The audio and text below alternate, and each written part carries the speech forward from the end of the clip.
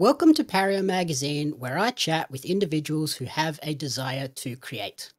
Today, I'm joined by one of Queensland's fastest rising wrestling prospects.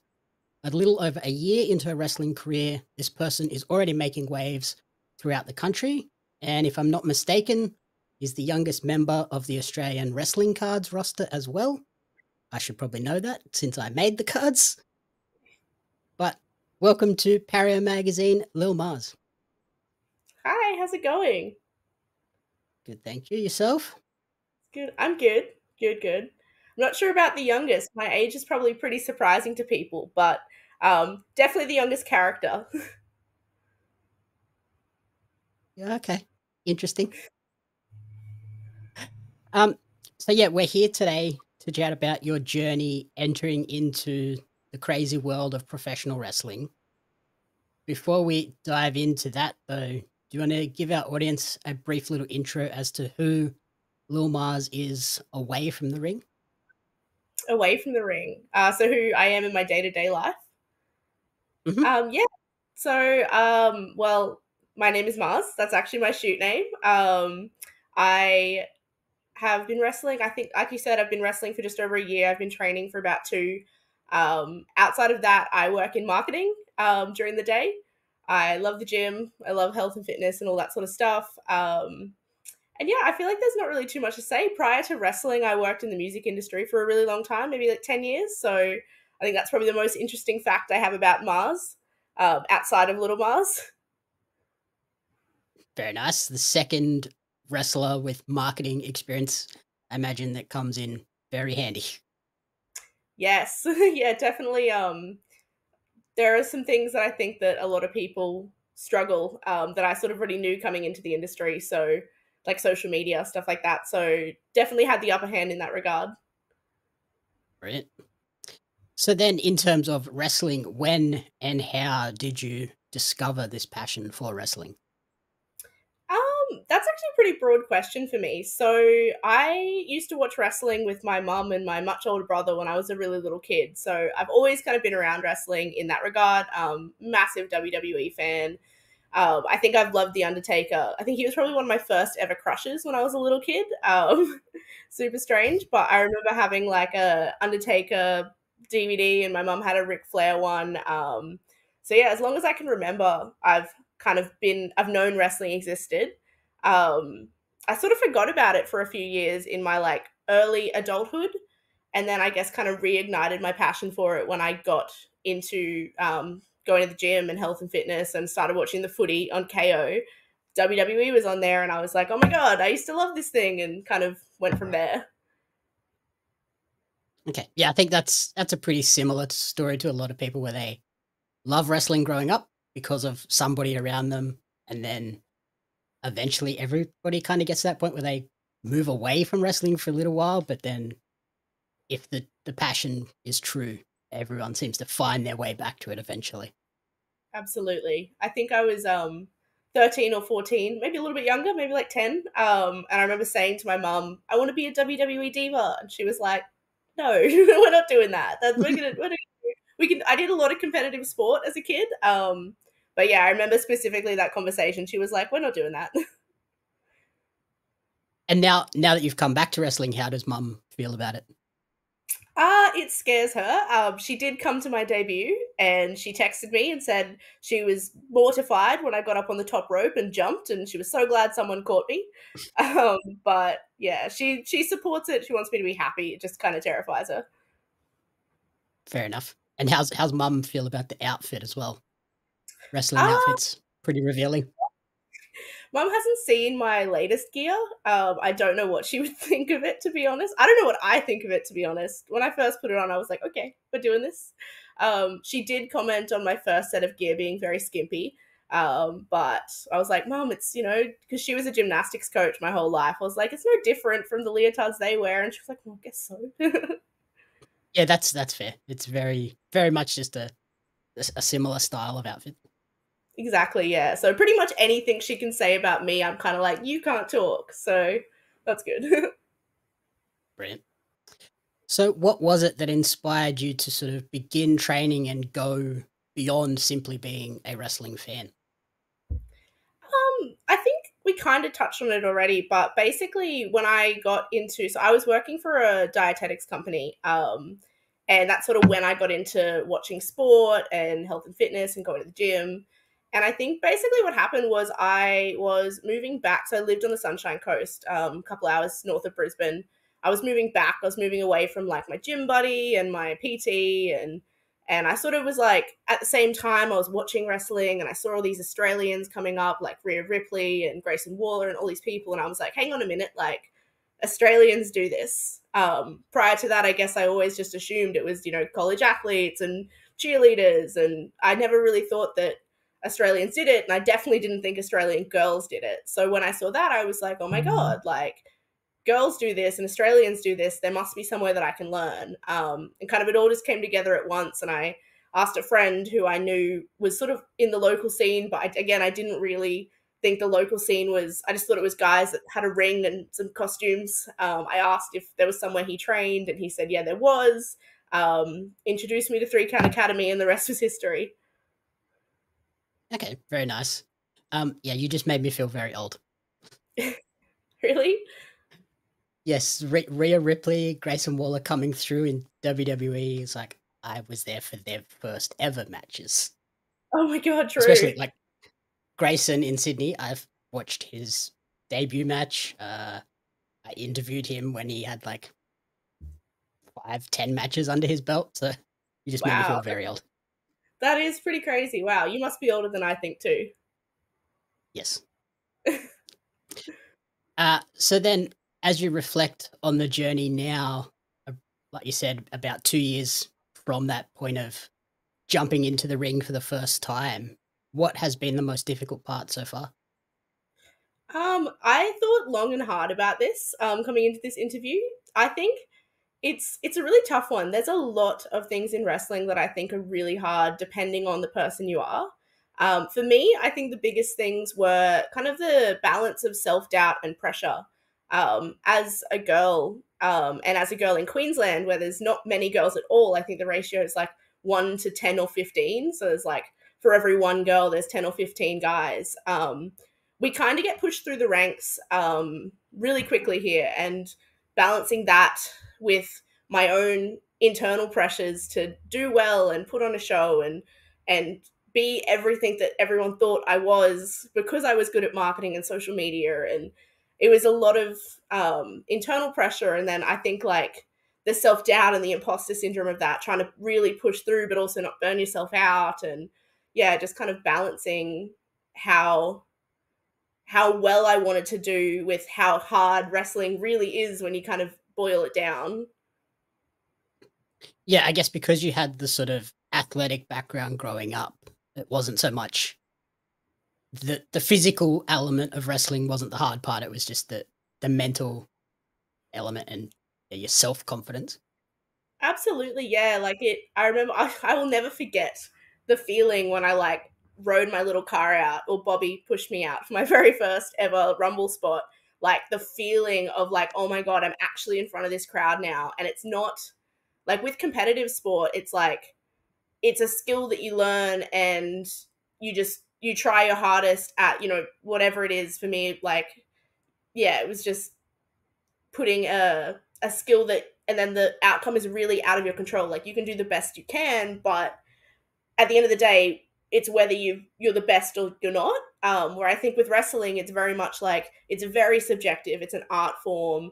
You can be the best technical wrestler in the world and the crowd won't get it. Or you can be the best character in the world and it doesn't really matter if you're technically able. So it was such a different feeling going out there thinking, I can do the moves. Absolutely. I know how to do the moves. I know how to do all that, but I have to remember this and I have to sell here and I have to react to this. Like that was really hard for me. It's still something I'm working on. And how do you feel about that idea of, because there are such few women in Queensland, like you get put on that stage maybe a little bit earlier than if you were here in Sydney with a plethora of girls here, that when they're put on the stage, they know they're ready. They've been doing this for a long time in the back with some of the best women in the world. Yeah, absolutely. I think it definitely just comes down to that pressure again. Like I've always been someone who kind of thrives in the chaos as well. So I think I handled it better than someone else might have. But definitely, I remember trying to, like, leading up to that week, I would like cry over the most random things. And I remember someone turned to me and they were like, "You're obviously really stressed out." And I'm like, "Yeah, I'm really stressed out." But like I said, I thrive in the chaos. So I think once that happened for me, it was like, okay, now I just have to knuckle down.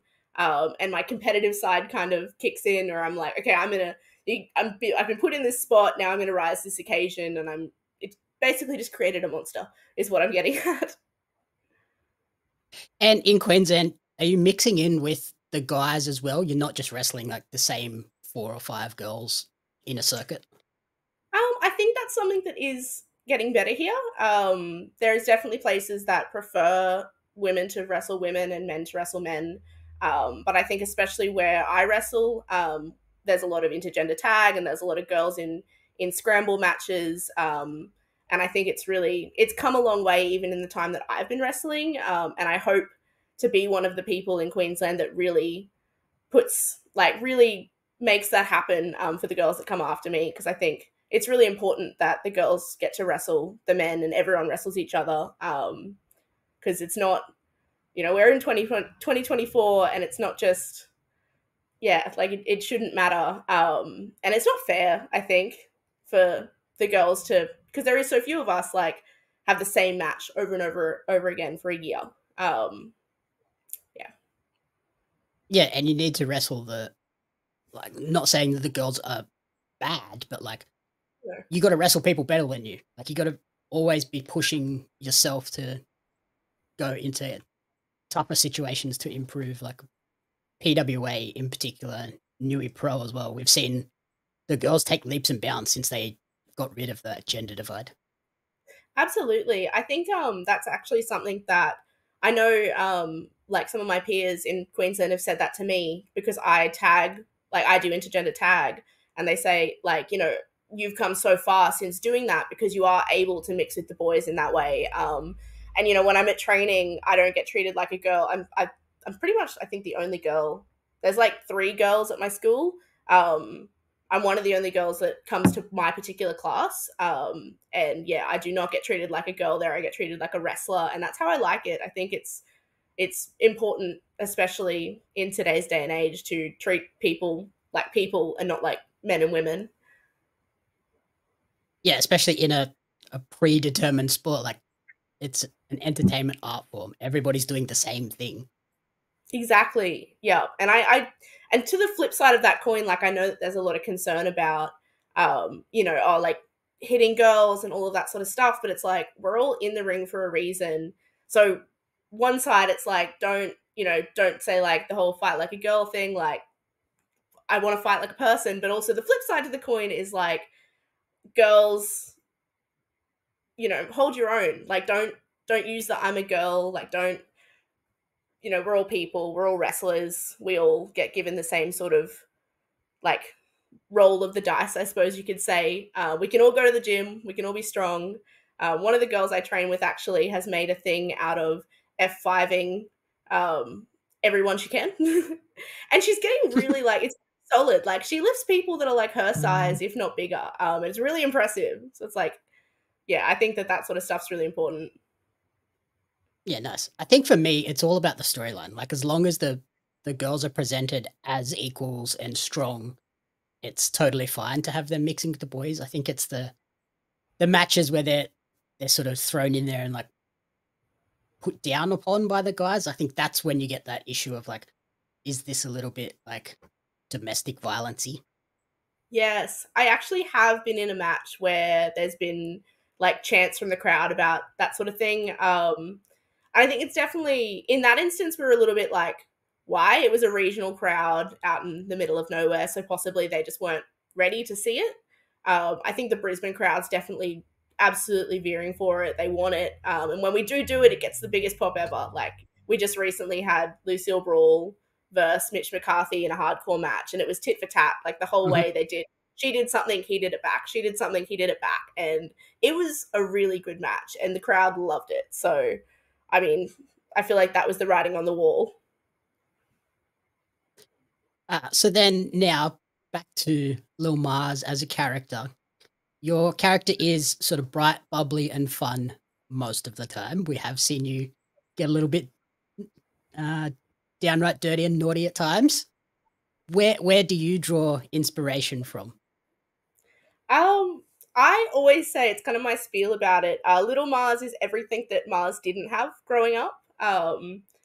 Little Mars is sort of a nod to my inner child. So I always say as well, when I was a kid, I wanted a little car and a big buddy, and I gave myself both of those things as a wrestler. So pretty much everything you see when I go out there as Little Mars is very much a nod to Mars's inner child and who I guess not necessarily she didn't get to be, but things that, yeah, definitely things that I wished I was or I wish I had as a kid. I've just given myself now as a grown adult in my leotards. Awesome. Do you sort of draw inspiration for the character from outside entertainment and things like that as well? I mean, to an extent, I think someone, when I first came up with the character and did my first character vignette, someone said, "So you're a Disney teen?" And I was like, kind of, yeah. So I think that's probably the best place. Like, if I was going to say I drew it from anywhere else, it's just Disney teenage shows. And yeah, the kids on those shows, because I think they're very like over the top and exemplified and doing silly stuff, and that's kind of what Little Mars is all about. She's all about being happy and fun and friendly and approachable, and I love making kids smile, so that's really nice too. Very nice. And you mentioned the little car. Was that always in the plans as I need that for the debut? That's not something I can add later? Yeah, absolutely. Pretty much what happened was I wanted the little car first. That was what fueled the whole character. So I really wanted a little car, and I always wanted one as a kid. I always wanted one even as an adult, but I was sort of like, as an adult, I was like, you can't just go and spend hundreds of dollars on a kid's car. You might not even fit in it. And then when I kind of got to a point where I had to start thinking about a character, I was kind of like, well, what would I do? And I had all these ideas that just weren't, they were me, but they weren't a version of me that I thought that there was a landscape for. Like, I had a character that was very similar. She was like a creepy doll. And then I saw Amber in Adelaide, and I was like, she does a way better creepy doll than I ever could. It's a very creepy doll. It's so good. I've actually said that to her as well. But yeah, so lots of different things. And then one day I kind of was like, a little car. I want a little car. Whatever I do, I want to have a car. And then I kind of went from there, and I was sort of like, I want a little car. Why do I want a little car? Like, I wish I had a little car. Well, what else did I wish that I had? Like, what else, is my ultimate sort of childhood fantasy? And it kind of just grew from there. I've been known in my day-to-day life to be wearing pinafores and to be watching Disney shows. So it's not too far stretched from a part of me, like a small part of me. I guess the one issue with building the character around the little car, now that you're venturing out into different territories, different states and promotions, a little bit hard to take the little car on the plane. Yes, I did. Yeah, I did think about this actually when I did come up with the idea, and I guess I never really expected this to happen for me so soon. I thought I would have time to figure out how I was going to do that. But now kind of I've grown over the year or so that I've been on shows into what I like to call a toy enthusiast. So I have lots of toys. I've got my little car. I've got my big teddy bear, Opie. I've got lots of little things. I like to try and offer when I have like a particularly sizable or scary opponent. I like to try and offer a peace offering of a toy. Usually doesn't go that well for me, but that's who I am, and I'll stay true to it. I guess that works. You've had that sort of year at home in your home promotion, building up, having the car as sort of the gimmick, but now you've grown in the confidence you own the character, so you can take just the character elsewhere. Absolutely, yeah. I tend to also, like, I recently debuted on Renegades. Well, it wasn't my debut actually. They've come to Brisbane, but I recently went to Melbourne for Renegades of Wrestling. So it was the first time I'd gone somewhere else to wrestle for them, and I wasn't able to take the car, obviously, but I did like a introduction video, and they put some of my vignette over that. So I think the people got it when I said things like beep beep. They were like, oh, the car that we just saw play. So that helps a lot too, which is kind of, I guess, where the marketing brain comes in. Yep. And we mentioned, yeah, you're bright, bubbly most of the time, but a couple of matches we've seen you step outside that comfort zone and become the bad guy. How have you found those experiences, and have they then helped as the good guy? Yeah, I think definitely I've been put out of my comfort zone and been the sort of bad tantrumy little kid. It was hard. The first time I did it, I was like, I don't know how to do this. I'm just gonna scream and pout a whole bunch. But I was actually able to take elements of that and bring it over to the good guy kind of side of things and use it as part of, like, the part of the match, I suppose, where the good guy, the baby face, gets real frustrated. Like, what I kind of channel now are those experiences playing the other side of the coin. I know how to show frustration a little better now, which has been really helpful. I think instrumental in my understanding of matches. Yeah, like you can show the frustration without veering into being a heel. Like it's just like, I'm doing everything right. They're cheating, but I'm still losing. Yeah, and it's sort of like also being able to channel those emotions. So like the scream and the pout and the falling to my butt and crossing my arms, like that's something I've brought back over to the babyface side with me, which has been, like I said, really instrumental and really helpful, I think. So terrifying at the time, but glad that happened. Sorry. Yep. And you mentioned sort of teaming with Bobby Bishop and Yeet Stevens and stuff in the mixed tags. How influential have those two guys been on your career as well? Oh, absolutely. Like, so much credit to the both of them. Yeet, so I debuted in Intergender Tag. Like, I did a Rumble spot, but then after that, my first proper match was Intergender Tag with Yeet. And I think for the first, yeah, like pretty much every match I've ever done with him, he's really not only taking care of me in the way of planning and sorting everything out, but also when we're backstage and I, couldn't, and I'm trying to go through the spots in my head and be like, okay, then I have to do this, and then I have to do this. And we've kind of got a rapport of, like, he'll let me say the match back to him, and when I get stuck, he'll kind of look at me for a second, and he's actually stopped other people before when they've been planning with us, and they've been like, oh, remember? And he's like, no, don't tell her. Like, she needs to remember herself.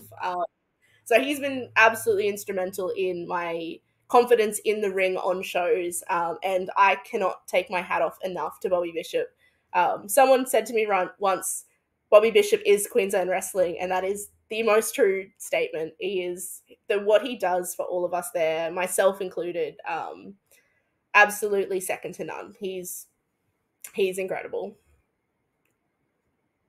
Yeah, in my brief experience now, sort of being backstage at some shows, seeing the planning that goes into these matches at times, I am blown away how you guys remember everything. I could Same. not do it.